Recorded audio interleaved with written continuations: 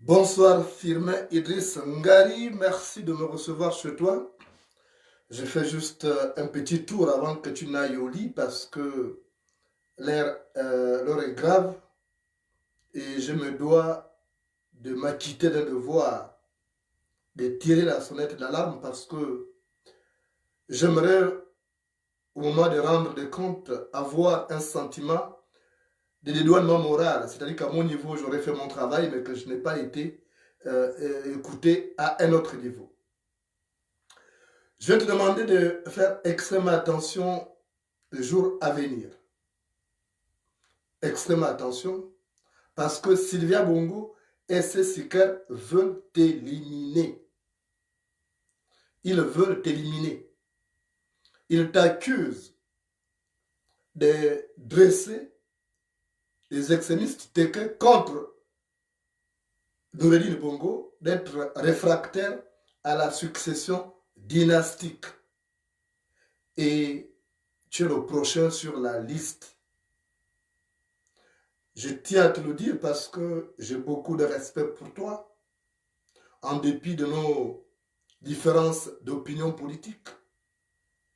Tu es le père d'une femme qui a beaucoup eu de respect pour moi, c'est ta défunte fille, Philomène Ngari, et elle me prenait pour son petit frère. Et je ne pouvais pas, même si ce n'était pas ça, je ne pouvais pas recevoir une telle information et ne pas venir te la donner. Fais attention. Sylvia Bongo et ses sicaires ont décidé de te refroidir. Ils ont mis en place un vaste plan pour éliminer tous ceux qui peuvent s'opposer à une succession dynastique. Ils savent qu'Ali Bongo vit 24 heures renouvelables, qu'il a un pied dans la tombe. Et ils savent que les extrémistes dont tu fais partie ne sont pas pour une succession dynastique, surtout en faveur de Merine Bongo. Souviens-toi, moi je n'étais pas avec vous à Libreville. Moi je suis à 6000 km de toi. Sylvia Bongo et Ali Bongo qui retrouvent la lucidité quand il prend ses médicaments. Face à la dégaine actuelle, face à cette éventualité de perdre le pouvoir, avait convoqué une réunion avec les extrémistes Teke. Mission avait été donnée à Brice Oligui pour rassembler tous les extrémistes Teke afin de sécuriser le pouvoir qui risque d'échapper au clan Bongo. Tu as été contacté. Le général Honoré Eleri qui est mort, le général Oleri qui est mort récemment, avait été contacté. L'autre, l'ancien ministre de Franceville, son nom va revenir tout à l'heure, ça m'a échappé. En tout cas, vous étiez trois à avoir été contacté. Je ne sais pas si vous êtes passé le mot. Oyiba, voilà. C'est le ministre Jean-Pierre Oyiba. Vous avez été contacté parce qu'il fallait tout faire pour sécuriser le pouvoir. Je ne sais pas si vous êtes passé le mot, mais les réponses qui sont reparties chez les Bongo n'étaient pas positives. Vous aurez répondu, enfin un de vous aurait répondu en disant c'est parce que le pouvoir est maintenant à la fin qu'Ali veut de nous, il veut nous voir, il n'a qu'à appeler ses amis étrangers. Ça a été très mal perçu. Ali Bongo, le zombie et Sylvia Bongo ont très mal perçu ça. Je comprends votre position. Parce que si les chiens s'accouplent, ce n'est pas au yen de trépigner. Si les chiens s'accouplent, ce n'est pas au yen de trépigner. Ce sont ces métèques-là qui tirent profit depuis le premier mandat. Ce n'est pas vous maintenant, au moment où le pouvoir s'échappe. Ce n'est pas vous qu'on a demandé de sécuriser le pouvoir. Je suis tout à fait d'accord avec votre position. Vous avez refusé de répondre à cet appel, mais ça vous vaut des inimitiés maintenant. Sylvia Bongo, personnellement, a décidé de régler votre cas. Le général Oleri avait des amis de santé, mais ce ne sont pas ces amis de santé qui l'ont envoyé au tombeau. C'était un plan, c'était déjà calculé. Il a commis l'erreur d'aller à l'hôpital, il est parti là. C'était une erreur. Le général Oleri a été poussé au tombeau. Je te le dis. Tu connais quelque chose dans le Djoubi, tu es libre de chercher. Mais Oleri a été poussé au tombeau par le clan de Sylvia Bongo. Le général Mbou, qui était à la documentation, il est mort aussi récemment. Il a été poussé au tombeau. Pourquoi? Parce que lui, il devait déjà même passer commandant en chef de la police. On l'a dérangé la nuit, il était chez lui, avec sa famille. Pour dire qu'il faut que tu viennes urgemment. Et ils savent ce qu'ils lui ont donné là-bas. Après, c'est pour appeler sa famille pour dire que ça ne va pas venir. Le général Mbou a été poussé au tombeau. Je vous avais prévenu que la nuit de long couteau sera longue. Mais quand je parle, on ne m'écoute pas. Moi, j'ai mal de voir que je préviens les gens, mais ils ne m'écoutent pas. Les gens ne prennent pas les dispositions. Mais ce n'est pas la même chose. Parce que moi, comme je l'ai dit, j'aimerais avoir ce sentiment d'éloignement moral. C'est-à-dire qu'à mon niveau, je fais mon boulot, de tirer la sonnette d'alarme, parce que dans les services de renseignement, il y a des gens qui savent que je suis écouté. Et il y a des gens qui savent que je vous connais. Donc ils me disent, grand, parle à ces gens. Nous, on est gênés. Ces étrangers-là veulent finir tous nos vieux-là qui sont là. Voilà le plan qui a été mis en place. Moi, en tant qu'humain, je ne peux pas rester silencieux. Et apprendre demain que tu es mort, Idriss Ngari, je serai peiné. Parce que tu es quelqu'un sans histoire. Je te connais pour t'avoir fréquenté à certaines occasions dans le cadre de mon boulot. Je suis arrivé chez toi en Ngoni. La dernière fois, c'était en 2003. Et j'ai vu comment tu nous as accueillis. Donc, je serais méchant, moi, d'apprendre qu'on veut te tuer. Et je ne viens pas te le dire. Je tenais absolument à te le dire. Sache une chose. Tu as des enfants, forcément, ou des petits-enfants dans la police, dans l'armée. Tu as forcément des parents à la douane, Idriss Ngari. Parce que la douane, il y a toujours des gens du Haut-Togo à des postes de responsabilité. Pose la question à ceux qui sont à la douane. Le clan Bongo a reçu un important stock d'équipements en provenance de la Russie. Il y a 2 semaines. Il y a eu des armes. Il y a eu même des véhicules Iveco là, qu'on a présentés. Mais il y a eu du poison. On a demandé aux douaniers de ne pas ouvrir certains cartons. De ne pas chercher à regarder. Il y avait du poison là-dedans. Tu sais que la Russie, c'est un pays fort en matière de fabrication de poisons. Ce poison a été commandé par Sylvia Bongo, son mari qui est zombie, et leur fils, pour finir avec certaines personnes, dont toi, Idriss Ngari. Je ne suis pas de ceux-là qui pensent que on doit éliminer tous les vieux du village. Parce qu'un village sans vieillard, c'est un village qui manque de sagesse. Parce que les vieux sont dépositaires de la sagesse. Les vieux sont des défricheurs infatigables des sentiers menant les jeunes vers la sagesse. Donc je ne peux pas tolérer ça, qu'on vienne vous tuer parce que vous êtes réfractaire à la succession dynastique, parce que vous n'aimerez pas que ce soit Noélie de Bongo qui prenne le pouvoir. Je ne peux pas accepter ça. Même moi, je n'accepte pas que cette femme prenne le pouvoir. Je suis de ceux qui pensent que s'il prend le pouvoir, on doit la battre comme un chien et puis c'est terminé. Je suis de ceux qui pensent, parce qu'on a tous souffert avec les Bongo. Donc, demande à tes petits-fils, tes enfants, je sais qui, mais forcément, vous les battez que vous avez des parents à la douane. Demandez, il y a un colis qui est venu de la Russie. Quand je vais les Gabonais applaudir la Russie, là, applaudir Poutine, je disais, mon Dieu, est-ce qu'ils savent ce qui se passe? Je l'ai dit à une dame qui m'a appelé, Maman Remonte. Je dis, tu sais pourquoi je suis contre la Russie? Parce que la Russie soutient Ali Bongo. Michael Moussa est parti là-bas avec l'autre couillon qui est ministre des Affaires étrangères. Ils sont partis en Russie pour signer des conventions. Et dans les conventions-là, il y a la fourniture d'équipements militaires, du poison, et ce poison est rentré là-bas pour finir avec certaines personnes, dont toi, Idriss Ngari. Alors tu ne m'as jamais fait de mal. Même si tu étais mon pire ennemi, je ne peux pas venir avoir une information comme ça et me taire. Mais le maître d'œuvre de tout ça, c'est Oligui Brice. C'est Brice Oligui, le maître d'œuvre de tout ça. Brice Oligui que vous avez élevé, que vous avez nourri. Parce qu'il a un côté Batéka, un côté de Ngoni. C'est votre propre fils, Brice Oligui, qui met en place ce plan. Il sait. Est-ce qu'il t'a appelé pour te le dire en tant que parent?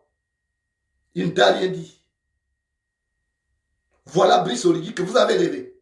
Il se met avec des étrangers pour vouloir éliminer les enfants du pays. Voilà comment est le Gabon. On veut éliminer pour faire plaisir à Noureddin Bongo. Parce que Brice Oligui pense qu'il aura toujours son poste.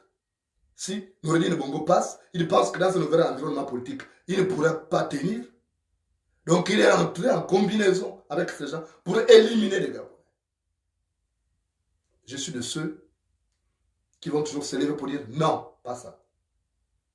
Donc, Firmin Idriss Ngari, j'ai le numéro de IBA, mais je n'ai pas besoin d'appeler parce que forcément il doit être informé. Prends ton téléphone, appelle au IBA, demande-lui de faire extrêmement attention parce que ce qui est en train de se passer est grave. Ce qu'ils sont en train de préparer est grave. On ne peut pas accepter qu'il y ait ce genre de situation. Ils veulent t'éliminer, je te le dis, des sources sûres. Tes propres parents qui travaillent là-bas, qui ne peuvent pas t'approcher parce qu'ils ont peur. Ils n'ont pas ton numéro même. Ils disent, toi, tu es écouté par ces gens. Quand tu fais des vidéos, nous tous, si on te suit, parle à ces gens-là. Parce qu'ils ont été touchés par la mort du général Oleri. Il avait déjà ces maladies. Mais on aurait dû attendre qu'il meure de sa propre mort. Mais on pousse les gens vers le tombeau. Parce qu'il faut éliminer tout le monde. Vous ne vous posez pas de questions, tout ce monde-là qui meurt. Vous ne vous posez pas de questions. On a profité du coronavirus. Là maintenant, le coronavirus est fini. Ils vont utiliser d'autres voies pour vous éliminer. Si tu tombes malade, ne commets pas l'erreur d'aller à l'hôpital militaire. Si tu tombes malade, Idriss Ngari, mets ton argent de côté pour louer ton avion pour que tu ailles te faire soigner à l'étranger. Si tu vas à l'hôpital militaire, tu ressortiras dans un brancard. Si tu vas à l'hôpital militaire, tu ressortiras dans un brancard. Cela est valable pour Jean-Pierre Oyiba. Tu le lui dis. Mais je n'ai pas besoin de l'appeler. Moi, je n'ai plus besoin de parler aux gens en appelant au téléphone pour qu'on ne pense pas que j'ai des services que demande. Je n'ai rien à foutre. Je n'attends rien de toi, ni de lui. D'ailleurs, je n'ai jamais eu un centime de toi. Moi, je ne suis pas là pour ça. Je suis venu te le dire parce que je n'aimerais pas voir ça sur ma conscience. Les valeurs morales que moi j'ai reçues en pays Guissir ne me permettent pas de m'asseoir, d'écouter la planification de la mort de quelqu'un et de rester silencieux. Je n'accepte pas ça, même si c'est mon pire ennemi. Mais je tiens à te le dire. Fais attention. C'est votre propre Oliki que vous avez fabriqué. Comme il est devenu colonel, alors il croit être arrivé au bout du monde. Donc, il planifie ça avec les métèques. Il planifie ça avec les métèques qui sont là, qui veulent prendre possession du Gabon. Donc, moi, je tenais à te le dire. C'est ça, malheureusement, ça fait mal de savoir que c'est quelqu'un qu'on a élevé, qui se met avec les étrangers pour vouloir tuer les enfants du village, ça fait très mal. Mais c'est ça la réalité.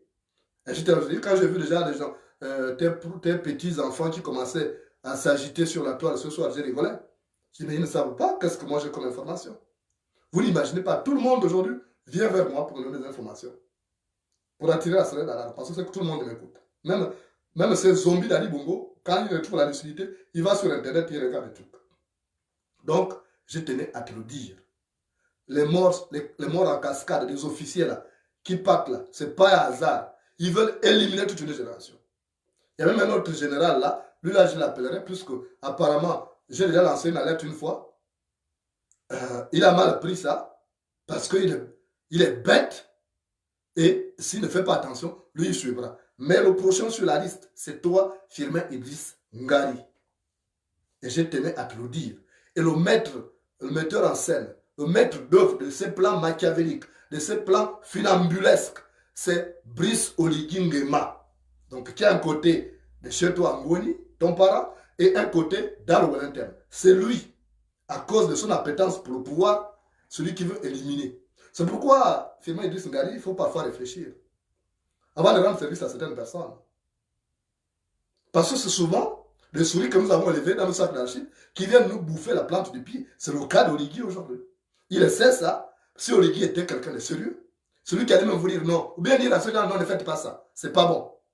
Mais comme il est corrompu jusqu'à la moelle épinière, c'est lui qui planifie ça avec les gens. La fameuse réunion à laquelle vous êtes appelé, vous êtes convoqué là, c'était Oligui Nguema. Quand l'un de vous a dit maintenant, comme le pouvoir à la fin, c'est maintenant qu'Ali Bongo veut nous voir pour sécuriser son pouvoir, il n'a qu'à appeler ces étrangers. Mais ça, Oligui Nguema n'était pas obligé d'aller répéter ça. Il est allé répéter ça parce que, naturellement, Il veut vous mettre à mal avec Sylvia Bongo. On sait que cette femme-là, c'est une sorcière. Celle qui a les yeux écarquillés comme quelqu'un qui a vu un fantôme en Dendé. C'est une sorcière. Et si Oligui Nguema est allé répéter ça, mot à mot, c'est parce qu'il voulait vous mettre dans les problèmes. Donc, faites attention. À partir de ce soir-là, même quand tu manges, même ton personnel de la maison, quand ton personnel de la maison prépare, tu demandes de goûter. D'abord, même si ce sont tes cuisiniers de pluie, même si c'est ta femme, tu ne manges plus comme ça sans que ta femme le goûte. On aborde un tournant capital de l'histoire de notre pays. On ne blague pas là. 2023, c'est mauvais. C'est un mauvais tournant. Beaucoup vont tomber. De mon côté, je me bats pour ne pas tomber. Et j'essaie aussi de faire l'économie de vos fragiles vies, vous qui êtes au Gabon, en vous lançant des alertes, en vous disant, faites attention, parce que ce sont des gens qui sont nos parents, qu'on utilise pour nous atteindre. Donc, prends tes dispositions et tu apprendras aussi que les gens à qui on rend service, qu'on élève, parce que c'est ce que tu as fait comme travail en Goni, où tu as envoyé des enfants aller apprendre à l'étranger, des étudiants. Quand ils revenaient, ils avaient déjà des postes budgétaires. Je sais ce que tu as fait en Goni, tout le travail que tu as fait en Goni. Tout ça, beaucoup oublient aujourd'hui sur la vie de tes ennemis. Et ce sont eux qui participent maintenant pour te tuer. Mais c'est ça, l'homme est comme ça, mon cher père Idriss Ngari. C'est comme ça la méchanceté de l'homme.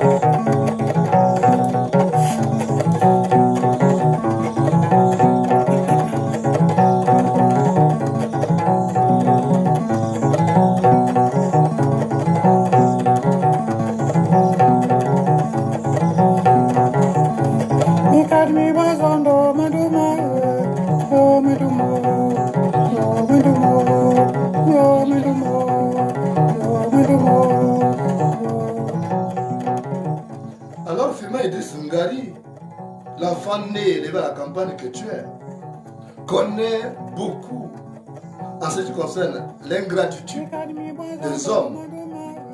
L'ingratitude des hommes ne date pas d'aujourd'hui. Parce que je me souviens d'une histoire que m'avait raconté mon grand-père le soir, au clair de la lune, autour du feu. Il m'avait dit qu'un jour, dans un village, il y avait un homme. Un homme qui aimait rendre service assez semblable, comme toi tu le faisais en Goni. Qui prenait soin de tout le monde, qui voulait que chacun ait un sourire de joie et non un rictus de peine. Cet homme s'appelait Mumbina. Alors voilà un jour, arrive la disette. La vie était devenue difficile dans le village. Parce que les récoltes avaient pris un sérieux coup. Et ils avaient du mal à trouver, ses voisins, lui, ils avaient du mal à trouver de la nourriture. Et c'est comme ça que Mumbina avait décidé, parce que c'était un homme qui voulait nourrir sa famille en tant qu'enfant né et élevé à la campagne. Donc Mumbina avait décidé d'aller en brousse, chercher de quoi se mettre sur la dent avec sa famille et probablement aussi avec les voisins. Donc Mumbina était là en brousse. Chemin faisant, il a entendu le bruit dans un trou. Et dans ce trou-là, il y avait donc des êtres qui étaient tombés là-dedans. Et Mumbina a lorgné. Il a vu qu'il y avait un homme là à l'intérieur. Il a vu qu'il y avait un lion à l'intérieur. Il a vu qu'il y avait un singe à l'intérieur. Et il a vu qu'il y avait un serpent à l'intérieur. Mumbina a dit, ah non, je ne veux pas laisser. Ces êtres-là, ils méritent la vie. Et c'est comme ça qu'il a coupé une grande liane. Il a attaché un bout à un arbre et l'autre bout il a jeté. Et le singe est trop premier à saisir cette opportunité pour sortir. Le singe est sorti. Et quand il est sorti, il a dit à Mumbina, merci beaucoup. Et quand le singe sort, il dit, attention à l'intérieur là, il y a un homme. Mais l'homme là, il a un mauvais cœur. On l'entendait dire des choses pas bien sur les humains. On sent qu'il a mon cœur. Il ne faut pas le sortir. Mbina a dit, mais pourquoi tu ne veux pas que je le sorte? Moi, je t'ai sauvé, il faut que je le sorte. Et c'est comme ça qu'il a balancé encore la corde. Et cette fois-ci, le serpent est sorti. Le serpent a dit, merci beaucoup, mais là, à l'intérieur, là, il y a un homme, il est mauvais. Il faut qu'il crève à l'intérieur. Mbina a dit, non, je sauve tout le monde. Le serpent a dit, ok. Après, Mbina a lancé encore la corde. Cette fois-ci, la panthère, le lion qui était à l'intérieur est sorti. Il a encore lancé. L'homme est sorti. Mais le lion lui avait dit, ah, à l'intérieur là, il reste un homme là, il est méchant, il ne faut pas le faire sortir. Il a de mauvaises idées. Mais Mbina n'a pas écouté. Il a sauvé l'homme. Et chacun d'eux a dit à Mbina, je te rendrai service parce que tu m'as sauvé la vie. Que ce soit le serpent, que ce soit l'homme, que ce soit le lion ou le singe, tout le monde a juré d'être redevable vis-à-vis de Mbina. Et voilà qu'une autre fois, Mbina va en brousse. Il croise le singe. Le singe dit, mais c'est pas toi qui m'as sauvé la vie la fois dernière. Il dit, c'est moi, Mbina. Il dit, ah Mbina, tu veux quoi? Il dit, au village là-bas c'est dur, il y a la galère, il n'y a plus rien à manger. Il dit, oh, attends. C'est comme ça que le singe a mené tous ses parents pour dire, écoutez, il y a un safoutier là. Alors, on va cueillir tous les fruits là, vous faites tomber pour que Mbina ait de quoi manger avec sa famille. Le singe est monté avec ses amis, ils ont cueilli tous les fruits. Et Mbina avait l'embarras du choix même. Il a amené à aller nourrir sa famille et les voisins. Une autre fois, Mbina est reparti en brousse pour chercher du gibier qui se faisait rare. Et il a croisé le lion. Le lion a dit, mais c'est pas toi qui m'avais sauvé la vie la fois dernière. Mbina a dit, si c'est moi, Mbina. Il dit, ah, qu'est-ce que tu veux? Il dit, non, je cherche, je vais à la chasse là. Il dit, non, attends, ne te tracasse pas. Tout de suite, le lion est allé, il a attrapé une antilope, il a dit, tiens, c'est pour toi, parce que tu m'as sauvé la vie. Et c'est comme ça que Mbina est reparti nourrir sa famille et ses voisins. Et maintenant, un jour, Mbina, la galère était forte. Mbina cherche à savoir ce qu'était devenu l'homme qu'il avait sauvé parce qu'il avait appris que l'homme là était devenu maintenant le gardien du roi. Et c'était le bras droit du roi. Donc c'est comme ça que Mbina est parti. Il a dit, je m'en veux le voir. Parce que la fois je l'ai sauvé, certainement que cette fois-ci, il va me sauver la vie. Donc quand Mbina arrive, il le trouve au portail. Il lui dit, bonjour le monsieur, le toise même. Il dit, mais c'est moi qui t'avais sauvé la vie la fois dernière. Il dit, et quoi encore? Quoi, tu veux quoi? Oh, je veux voir le roi parce que je suis en train de galérer avec mes enfants. Est-ce qu'il peut me trouver quelque chose? Oh, le roi ne le sait pas. Il dit, mais comment le roi ne le sait pas? Comment tu sais qu'il ne le sait pas? Va d'abord dire que c'est moi, Mbina. Je meurs de faim avec mes enfants. Quand le type est rentré voir le roi là-bas, il dit, Sa Majesté, c'est grave. Il y a un monsieur là, c'est un criminel. Quand il arrive dans un village là, il fait les crimes rituels, il tue les enfants des gens. Il a aussi des pratiques de sorcellerie. Il s'appelle Mbina, il est là, il veut coûte que coûte entrer ici. Vraiment, Excellence, il faut qu'on le tue. Il faut qu'on le ligote. Parce que c'est un danger public. Et comme le roi l'écoutait beaucoup, c'est comme ça qu'il envoie ses aides de camp aller maîtriser Mbina. Et on l'a mené à la montagne, on l'a attaché là-bas. On devait le tuer après 3 jours. Et Mbina était là, il ne savait pas de quoi il était accusé. On l'avait déjà attaché, il était comme ça. Là. Il attendait les 3 jours pour être guillotiné. Mbina était en train de réfléchir, il dit, wow, le type que j'ai sauvé, c'est maintenant lui qui va maintenant me livrer. Donc les humains sont comme ça. Et pendant qu'il était là, il y a un serpent qui vient passer parce que c'était dans l'air. Le serpent dit, oh, c'est pas toi qui m'avais sauvé la vie la fois dernière. Et c'est comme ça que Mbina dit, oui, c'est moi, Mbina. Il dit, oh, mais c'est quoi? Oh non, on m'a attaché, on m'accuse d'être sorcier, criminel, trafiquant d'organes humains, le monsieur qui était avec vous. Le serpent dit, moi je t'avais dit quoi? Je t'avais dit de ne pas sauver le type là. Même si c'est votre espèce. Il ne fallait pas le sauver, il a un mauvais cœur. Je t'avais dit ça, non? Maintenant, moi je n'ai pas de bras pour te détacher là où tu es attaché là. Maintenant, comme tu m'as rendu service, je vais te sauver la vie. Je vais faire un truc. Tu vois les feuilles que tu vois là? Il dit oui. Bon, la feuille qui est là, la feuille là sort. Les gens, quand les gens sont mordus par les serpents. Moi, je m'avais au village, chez le roi là-bas. Comme ces enfants jouent toujours à la cour là, je vais aller mordre un des enfants du roi. Et maintenant, toi, quand tu vas rester là, tu vas te mettre à chanter.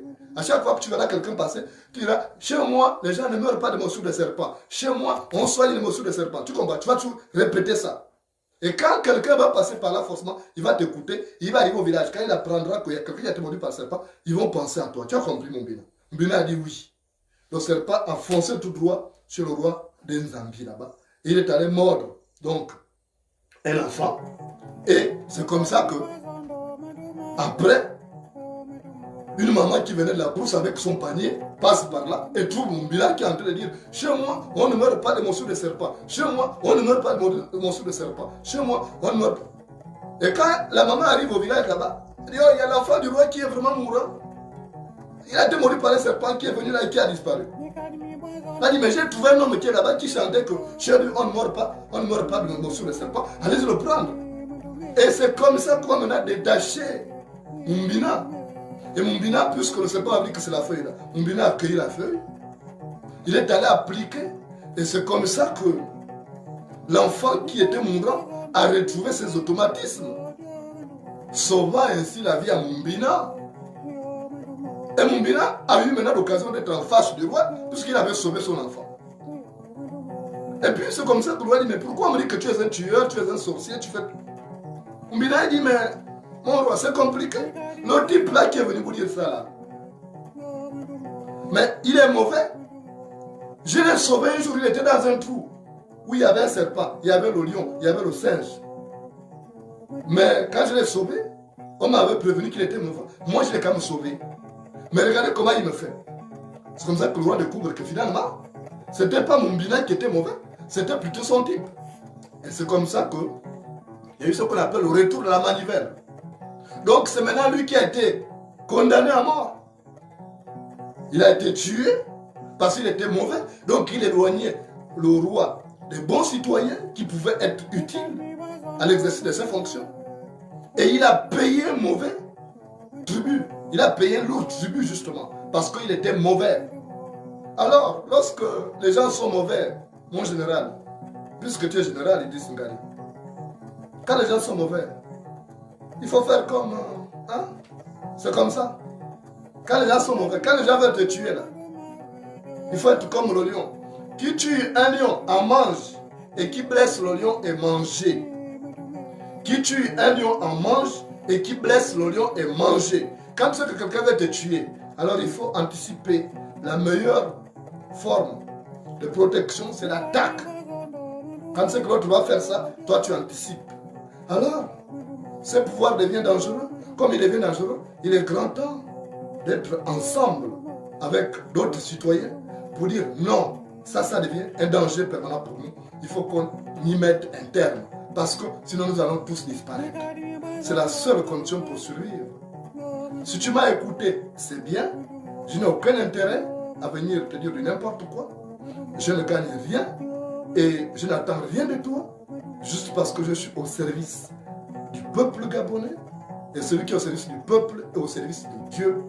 Il se doit donc d'accomplir son devoir de vérité vis-à-vis du peuple. Et ce que je veux te dire. Prends soin de toi. Ne joue pas avec ce pouvoir. Il devient très dangereux. Parce qu'à tout moment, il peut t'affecter au tombeau comme il a affecté les autres. Si tu vois le diable à la cour du voisin, il finit par venir danser à ta cour. Si tu vois le diable danser à la cour du voisin, il finit par arriver à ta cour. C'est ce que je suis venu te dire. Merci de m'avoir reçu chez toi. Et surtout, je te souhaite longue vie. Bonsoir.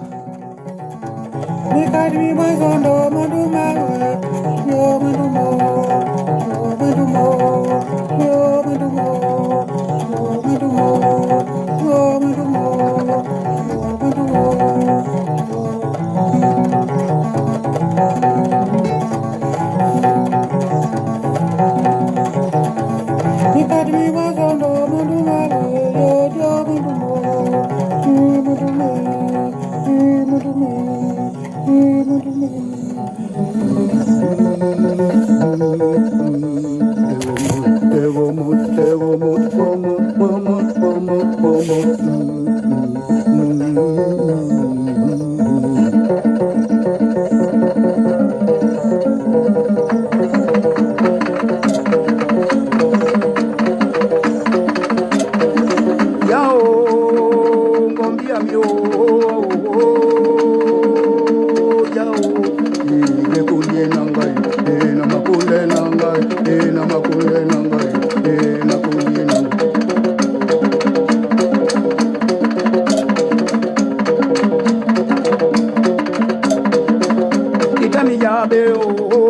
bondie nanga botinda we bondie muno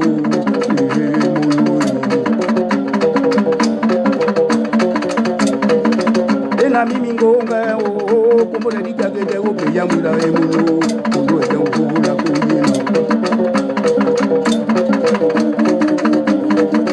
na bondie nanga o bondie nanga o bondie nanga o bondie nanga o ye wa muno la bondie nanga veni o buena guio veni galinto la e come le pendi muno e bondie nanga e bondie nanga e bondie nanga e bondie nanga o la ma bondie nanga e ni ma di bondie nanga e ni ma di bondie nanga e ni ma di bondie nanga e mo dinga o mema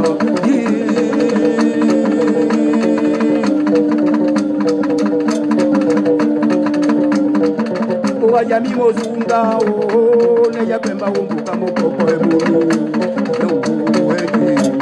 Moluda Mowajami, Moluda Pemba Mowajami.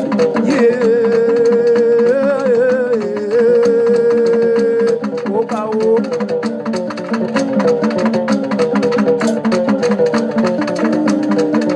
Ya bunye nanga o, bunye nanga o, bunye nanga o, imadi bunye nanga o ye,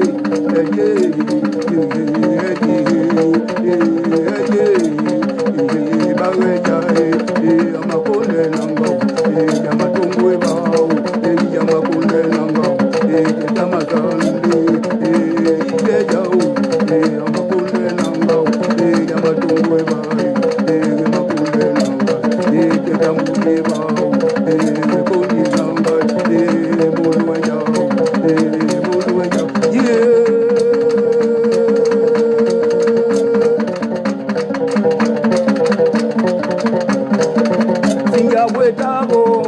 wetabo na mina mukandi kuka ebolo yanongwa makunde nanga nongwa yaba makunde nanga mukandi makunde nanga mutema wo mukoi mabaka wo mukaponi ejego zungu kumeja na makunde nanga na makunde nanga imari kundie nanga o kundie nanga o kundie nanga o kundie nanga o ye moja